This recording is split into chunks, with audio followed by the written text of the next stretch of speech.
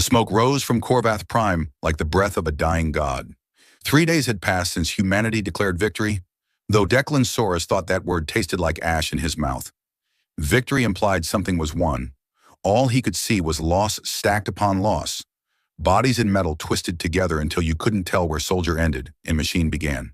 He picked his way through the wreckage with the careful steps of a man who had learned that unexploded ordnance didn't care about your good intentions. His medic's kit hung heavy on his hip, more habit than hope at this point. The survivors had been evacuated 30 hours ago. Command had called the sweep complete, but Declan had been a field medic for 11 years, and he had learned that Command's definition of complete often meant acceptable losses rather than actual thoroughness. The ship caught his attention because it didn't belong. Syndicate vessels had a brutal aesthetic, all sharp angles and weapon mounts bolted onto weapon mounts. Human craft were functional, designed by committees who thought creativity was a security risk. This thing was neither. It curved like water frozen mid-flow, its hull material shimmering with colors that hurt to look at directly. The crash had torn it open along one side, revealing corridors that seemed too large for the exterior dimensions. Declan stood at the breach for a long moment, running through the mental checklist of reasons not to enter. Unknown vessel, potential biohazard, possible booby traps. The list was extensive and sensible, and he ignored every item on it because he had heard something. A sound so faint it might have been imagination, but 11 years had taught him what a human breath sounded like when it was fighting to continue. He climbed inside. The interior defied his expectations of structural damage. Surfaces that should have been torn were merely bent, the material possessing a flexibility that human engineering hadn't achieved. Emergency lighting pulsed in soft blue waves, guiding him deeper into the corridor.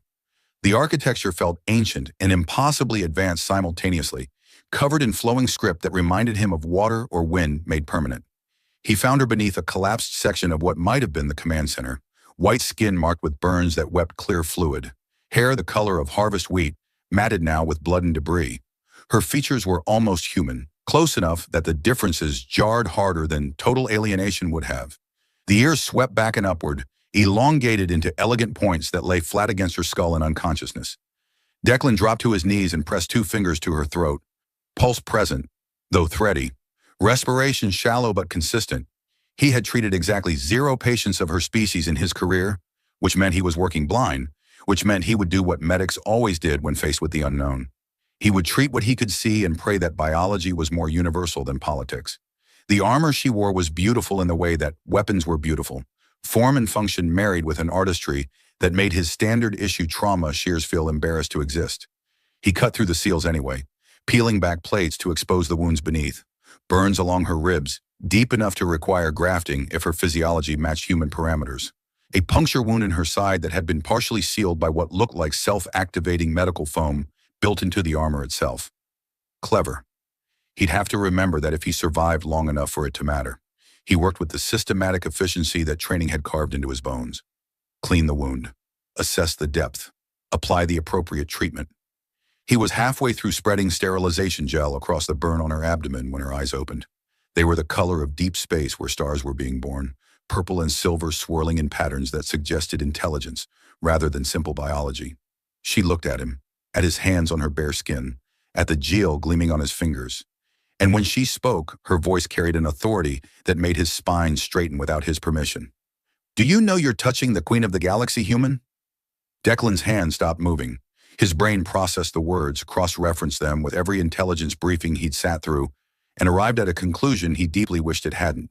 The sigils on her armor, the script on the walls, the ship that didn't belong to any faction in this war. Celestian.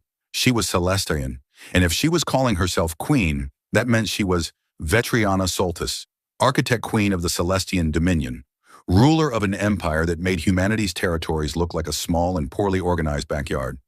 "With respect," Declan said slowly, "Your Majesty's wounds don't care about your title, and neither does sepsis.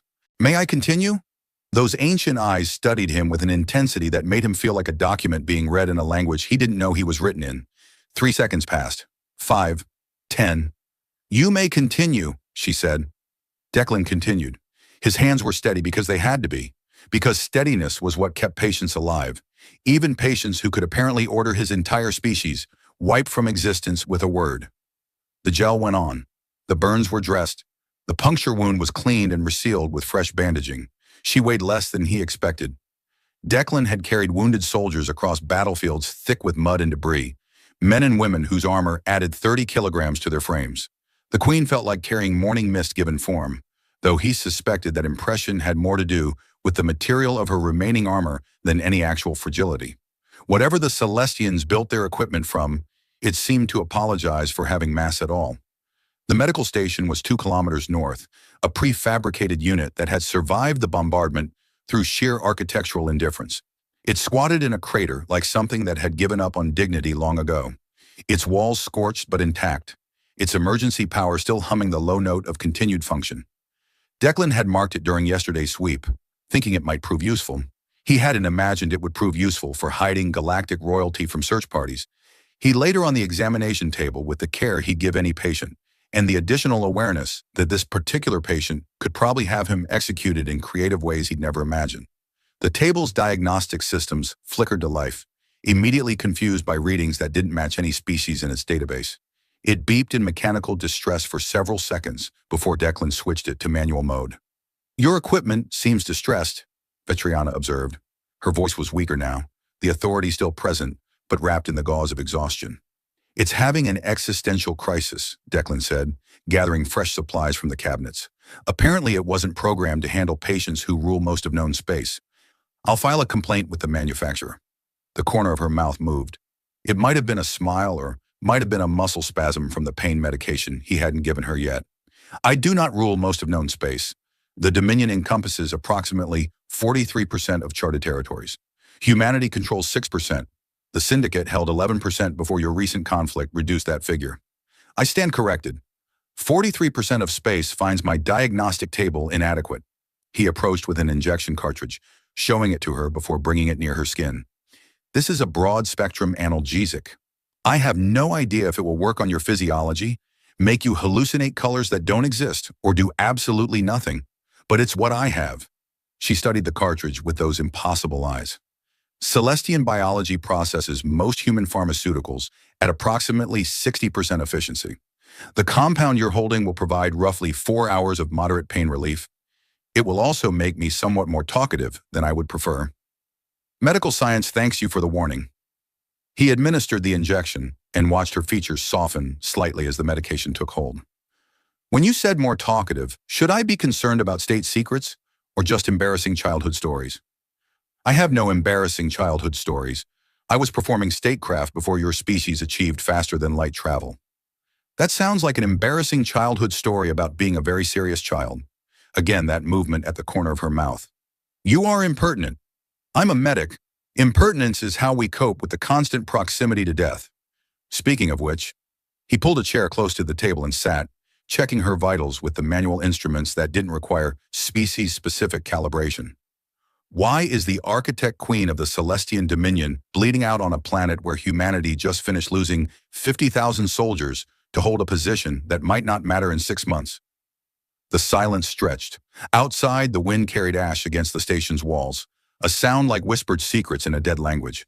Declan counted her heartbeats through his fingers on her wrist, steady enough to suggest the medication was working, irregular enough to remind him that she was far from stable.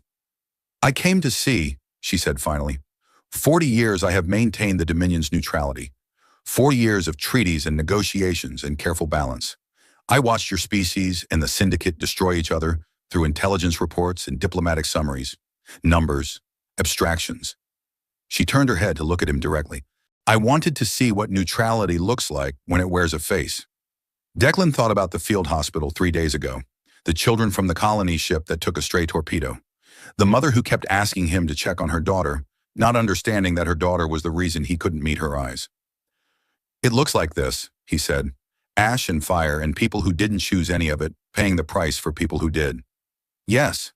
The word carried weight he hadn't expected. "It looks exactly like this." A sound outside made them both freeze. Boots on debris. Voices speaking in the clipped cadence of military communication. Declan moved to the window, peering through the grime at a patrol passing 200 meters east. Human uniforms. His own people. He should signal them. He should report what he'd found. Protocol was clear about discoveries of this magnitude. He watched them pass and said nothing. "You could end your career with a single transmission," Vetriana said from the table. possibly earn a commendation. The intelligence value of a captured Celestian monarch would be immeasurable. Captured implies you're a prisoner, you're a patient. Declan returned to his chair. Besides, my career ended when I refused to abandon a civilian shelter during the retreat from Meridian Station. Command was very clear about their disappointment. The orbital bombardment began on the second night. Declan heard the whistle first, that terrible sound that every soldier learned to fear, the atmosphere screaming as something massive and violent tore through it. He had Vetriana off the table and moving toward the emergency hatch before the first impact shook the ground. The bunker beneath the medical station was a relic from an earlier conflict, dug deep enough into the bedrock that it had survived 3 separate wars. It smelled of recycled air and old fear, the walls still bearing marks from previous occupants who had scratched prayers or curses or simple tallies of days survived. Declan helped the Queen down the ladder, mindful of her wounds, and sealed the hatch above them as the world turned to thunder. Syndicate remnants, he said, checking the bunker's limited systems. Must have regrouped faster than intelligence predicted. The bombardment patterns suggest they're targeting anything that might hold survivors. Your intelligence services predicted they would require 2 weeks to re-establish orbital capability. Vetriana lowered herself onto the single cot with a grace that seemed offended by the accommodation. They appear to have achieved it in 3 days. You have access to our intelligence services? I have access to everyone's intelligence services. It is remarkably easy when you control 43% of the communication relays. Declan absorbed this information and filed it under topics he would worry about when he wasn't trapped underground during an orbital bombardment. The bunker supplies were minimal but present. Water recycler functioning, emergency rations for approximately 10 days, medical supplies that wouldn't have passed inspection 6 months ago, but would serve. He began organizing them with the methodical efficiency of a man who needed to do something with his hands. You are stress organizing, Vetriana observed. I'm creating a functional inventory system. You have moved that container of nutrient paste 4 times, each time to a position of equal accessibility. You are stress organizing. He set down the container. How do Celestians cope with being trapped in small spaces during planetary bombardment? We do not typically find ourselves in such situations. The Dominion has not faced a credible military threat in 200 years. She paused, considering. I imagine we would stress organize as well, though we would call it something more dignified. Tactical resource assessment, perhaps? The ground shook again, dust falling from the ceiling in thin streams. Declan checked the structural integrity readings and found them acceptable, which meant they would probably survive unless a torpedo hit directly overhead, in which case the readings would be irrelevant. He sat on the floor across from the cot, back against the cold wall, and allowed himself to breathe. Tell me about the shelter, Vetriana said. Which shelter? The civilian shelter you refused to abandon. The one that ended your career. Declan was quiet for a long moment. The bombardment continued above them, muffled now by meters of rock and reinforced concrete. Meridian Station was a mining colony, 12,000 civilians, mostly families. When the Syndicate pushed through the defensive line, Command ordered a full evacuation, transports for military personnel and essential equipment. He picked at a scratch on his boot. The civilian transports were still 6 hours out. Command decided we couldn't wait. And you remained. I was running the field hospital. 43 patients, most of them children from the habitat dome that took the first hit. Command said leave them. Acceptable losses. The words tasted like the ash outside. I told them to court-martial me from orbit because I wasn't moving. What happened? The civilian transports arrived 4 hours late. We lost 11 patients during the wait. Would have lost more if I'd tried to move them. He met her eyes in the dim emergency lighting. Command was very understanding about the whole thing. They only demoted me twice and assigned me to the unit with the highest casualty rate in the sector. This unit, 93% fatality rate over 18 months. I'm the only one left. He smiled, though it didn't reach his eyes. They probably thought the Syndicate would solve their discipline problem for them. The Queen was silent, her expression unreadable. Above them, another impact sent tremors through the stone. The lights flickered, steadied, flickered again. I signed the Treaty of Corvath, she said quietly. 17 years ago. It established the boundaries of acceptable conflict between your species and the Syndicate. It defined which weapons could be used, which territories could be contested. Her voice carried something he hadn't heard before. Not authority, not command. Something closer to confession. I thought I was limiting the damage, containing the violence to regions where it could be managed. And instead, I gave both sides permission to slaughter each other efficiently. The treaty didn't prevent war. It organized it. She closed her eyes. 43 treaties in 40 years. Each one a compromise I told myself was necessary. Each one a choice to look away, while people like you buried patience you couldn't save. Declan considered several responses.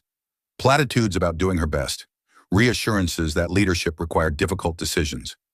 Instead, he reached into the ration container and pulled out 2 nutrient bars, tossing one onto the cot beside her.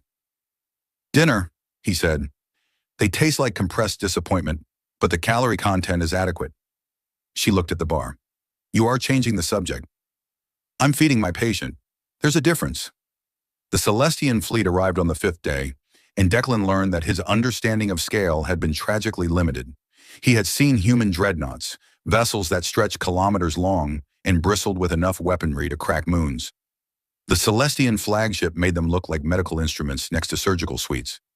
It hung in the sky above Corvath Prime, like a second sun, deciding whether to rise or fall, its hull catching light in ways that suggested dimensions he couldn't properly perceive.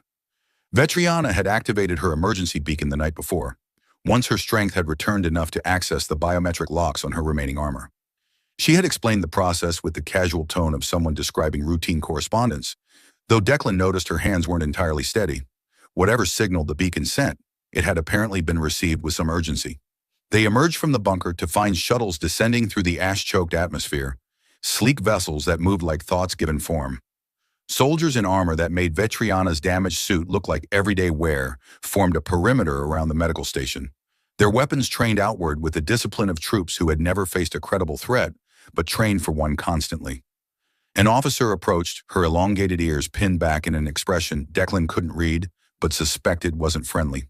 She spoke in a language that flowed like music played on instruments that didn't exist, and Vetriana responded in kind. The conversation was brief. The officer's gaze shifted to Declan, with an assessment that made him feel like a specimen. "Admiral Thessara wishes to know why you haven't killed this human," Vetriana said, her tone conversational. "That seems rude. I did save your life." She considers that irrelevant to the security protocols involved. The Queen turned to the Admiral and spoke again in that flowing tongue. Whatever she said made the Admiral's expression shift through several configurations of displeasure before settling on reluctant acceptance. "What did you tell her?" "That you are my personal physician and your death would be medically inconvenient." "I'm not sure that's how medicine works." "I am the architect, Queen. Medicine works however I declare it works." The flagship's interior matched its exterior in the category of making Declan feel extremely small and inadequately evolved. Corridors stretched in curves that his eyes insisted were straight. Lighting came from sources he couldn't identify. The air tasted like the memory of spring on a planet that had never known winter. He was escorted to quarters that were either a generous room or a comfortable cell, depending on perspective. A medical team arrived within the hour, 7 Celestians with equipment that made his field kit look like stone tools. They examined Vetriana's wounds with expressions that cycled through horror, confusion, and grudging respect. The lead physician, a tall figure with ears that curved like question marks, spent several minutes studying Declan's bandaging work before speaking. "The human's technique is crude," they announced, "but effective. The infection was prevented. The tissue will regenerate without significant scarring." "High praise," Declan said. "It was not intended as praise.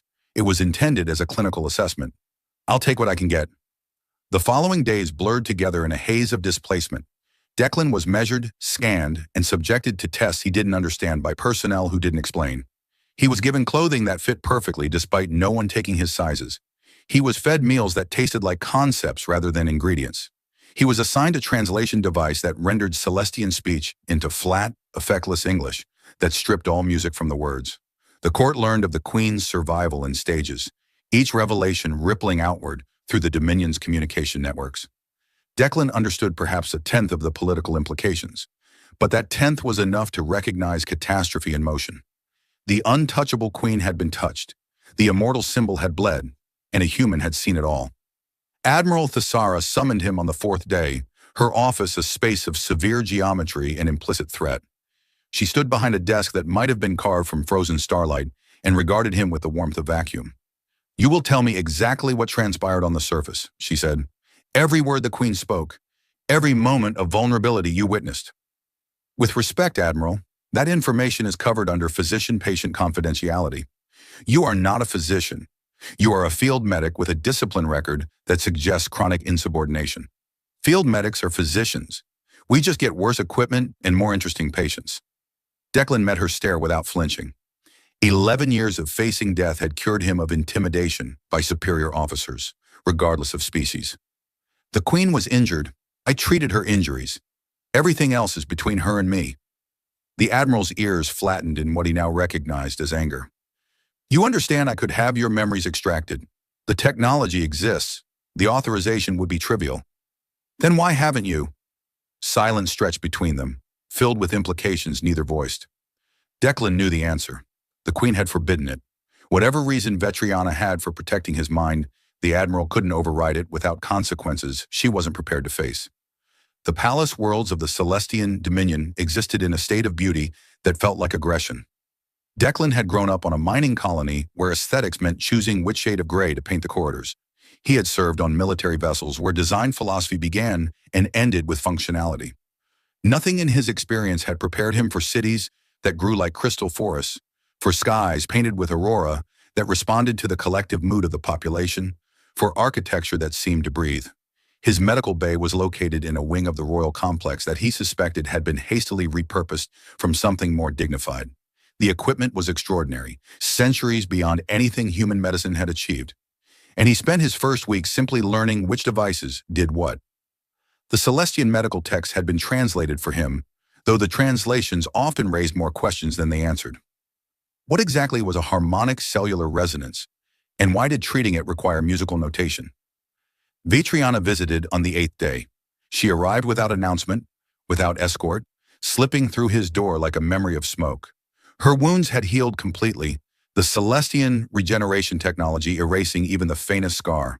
She wore robes that shifted color with her movement, and her hair had been restored to its full length, falling past her shoulders in waves of pale gold. Your bay is inadequate, she said, examining his equipment with a critical eye. I've submitted 17 requisition forms. Apparently the procurement department isn't sure I exist. You exist in a bureaucratic category that has no precedent. The forms are likely circulating through approval chains that haven't been used in centuries. She picked up a human-designed scanner he'd brought from the surface, turning it over in her hands. You kept this. It still works. More importantly, I understand how it works. Your equipment is impressive, but I can't fix it if it breaks. A reasonable philosophy. She set down the scanner and looked at him directly. I am told you refused to provide Admiral Thesara with information about our time on Corvath Prime. I told her to file a complaint with my licensing board. I don't think she appreciated the humor.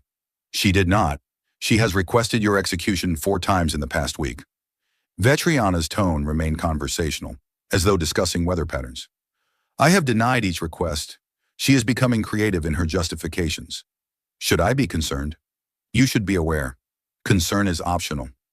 She moved to the window, gazing out at the impossible cityscape. I have not been touched without political calculation in 37 years. Every handshake, every formal greeting, every moment of physical contact has carried implication. Alliance, submission, threat, the language of bodies in service of power. Declan waited. He had learned in the bunker that she would find her way to the point, and that pushing only made her retreat into formality. You touched me without any of that, she continued. You cleaned my wounds and dressed my burns, and never once considered what it meant beyond the immediate medical necessity. Do you understand how rare that is? I was doing my job. Yes, that is precisely the point. She turned to face him. In 40 years of rule, no one has simply done their job around me. Everyone performs. Everyone calculates. Every action is weighted with consequence and ambition. You treated me as a patient. Nothing more, nothing less. You were a patient. You still are, technically. The follow-up care recommendations I've been reviewing suggest monthly examinations for the first year after trauma of that severity. Is that your professional opinion? It's the textbook recommendation. I'm adapting it based on available information. She smiled, a genuine expression that transformed her features from imperial to almost human. You are very dedicated to maintaining the fiction that your continued presence is medically justified. It's not a fiction. Your cellular regeneration was impressive, but I'm seeing some anomalies in the deep tissue scans that warrant monitoring. Also, I have nowhere else to go. My species is 6% of known space, remember? The options for a disgraced medic with knowledge of royal vulnerabilities are limited. You could sell that knowledge. Several intelligence services would pay handsomely. I could, but then I'd have to live with myself, and I've found that's harder than it sounds. He pulled up a display showing her latest scans. Besides, the anomalies I mentioned, they're real. Your body healed faster than your cellular memory updated. There's a lag between what your tissues are doing and what they think they're doing. It's probably nothing, but probably isn't certainly. She approached the display, studying the readings with an understanding that surprised him. You believe continued monitoring is genuinely necessary. I believe continued monitoring is prudent. Necessary is a stronger word than the data supports. He met her eyes. But I also believe you didn't come here to discuss medical anomalies. You came here because this is the one place in your palace where no one expects anything from you except to be a patient. The silence that followed was comfortable rather than tense. Outside, the aurora shifted through shades of violet and gold. Somewhere in the complex, decisions were being made that would shape the futures of billions. In the medical bay, a queen and a medic stood in the quiet space between duty and something neither had words for. The assassin came on a Tuesday, which Declan found oddly appropriate. Tuesdays had always been his least favorite day, trapped between the promise of a new week and the momentum needed to finish it. He was reviewing cellular regeneration protocols when the door to his medical bay slid open and a figure in maintenance clothing raised a weapon that hummed with lethal intent. Declan moved without thinking, 11 years of battlefield instinct overriding the paralysis of surprise. He threw himself sideways as the first shot scorched the air where his chest had been, crashed into a supply cart, and came up holding the only weapon available, the human scanner. He hurled it with desperate accuracy and caught the assassin in the throat, buying himself 3 seconds of gasping confusion. Those 3 seconds were enough.